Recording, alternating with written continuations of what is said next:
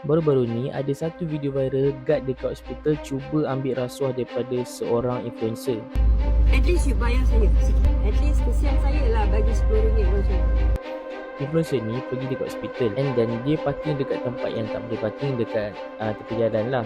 Tapi masih lagi tidak mengganggu lalu lintas.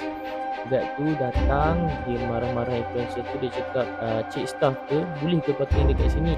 Dan guard tu pun cakap, jangan cakap banyak kalau you cakap banyak, I panggil semua orang. Apa dia? Jangan cakap banyak nanti saya panggil semua orang Kalau akulah yang jadi guard tu, aku akan cakap, tak apa, cik dah datang kan, bolehlah beredar supaya tak mengganggu lalu lintas dekat situ kalau tak boleh parking sangat lah. Influencer tanya, okay sekarang ni you nak apa?